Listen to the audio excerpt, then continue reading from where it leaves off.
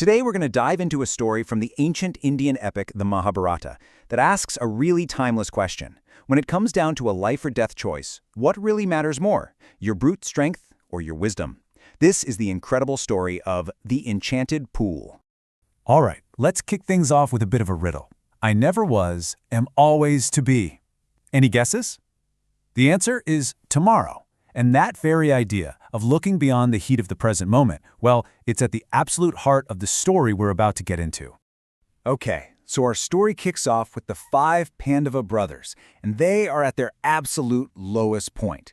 They've spent 12 long years in exile in the forest, and right now they're exhausted, they're hungry, and they are tormented by this desperate, all-consuming thirst.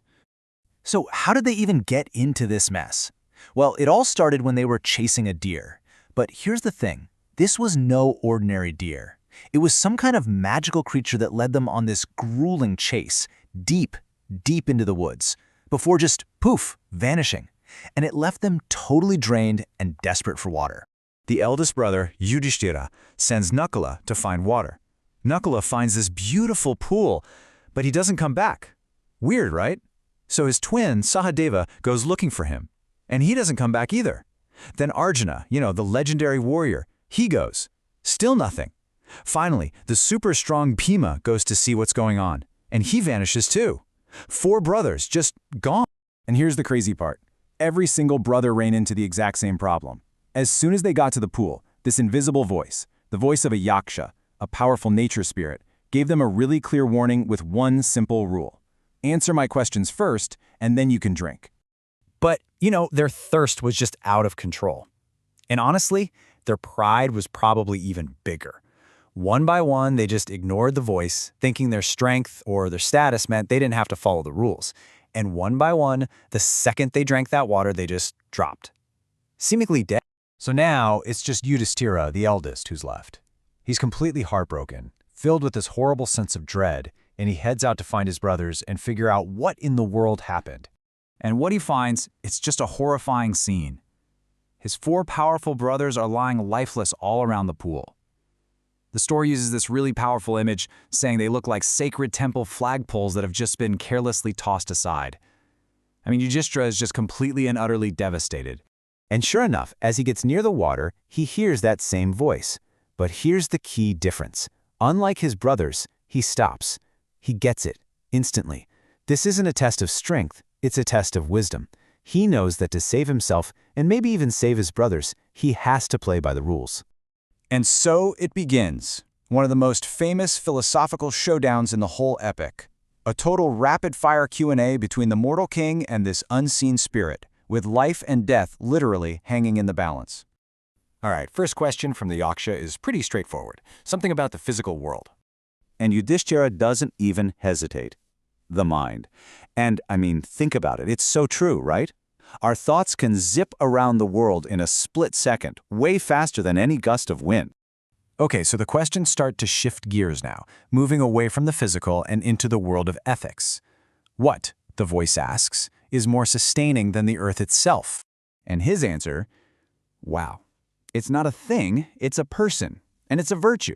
He says a mother's love and care for her children is more fundamental to our existence than the very ground we stand on. Next up, a question that gets right into how our minds work. What's something you can lose that actually brings you joy instead of sadness? When you let go of anger, you free yourself from all the sorrow it inevitably brings. It's a loss that's actually a win. You can see, Yudhishthira doesn't just know things. He understands people. He understands the human heart. Okay, so the Yaksha has been throwing question after question at him, dozens of them, and Yudhishthira has nailed every single one with this calm, profound wisdom. But now here it comes, the final question, the big one. Seriously, take a second. What would you say? The Grand Canyon? The stars in the sky? What is the single greatest wonder? Yudhishthira's answer, it's breathtaking. He says the greatest wonder is that every single day we see people die. We see life end. We know it's coming for us. And yet, we all live as if we're going to live forever. It's such a powerful insight into our own minds. And with that, the test is over. Yudhishthira has proven that he possesses something called dharma. that he's not just knowledgeable, but truly wise and righteous. And now it's time for his reward. The Yaksha is just blown away. The voice tells him that because he showed such wisdom and respect, all 4 of his brothers will be revived. Can you even imagine the relief he must have felt in that moment? And then we get the final, absolutely stunning reveal. The Yaksha shows his true form, and he is Yama, the god of death and justice. And get this, he explains that he was also the magic deer. The whole thing, from start to finish, was a divine test set up for his own son, Yudhishthira, to see if his virtue was the real deal. So Yama gives him these incredible blessings. First, his brothers are back to life. Check. Second, he promises that in their final year of exile, where they have to live in disguise, nobody will recognize them. And finally, he basically tells them, you're going to succeed in your quest.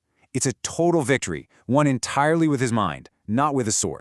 And this kind of leaves us with one last thing to think about, right? Yudhishthira obviously knew all the right answers, but was that what really saved him? Or was it something deeper?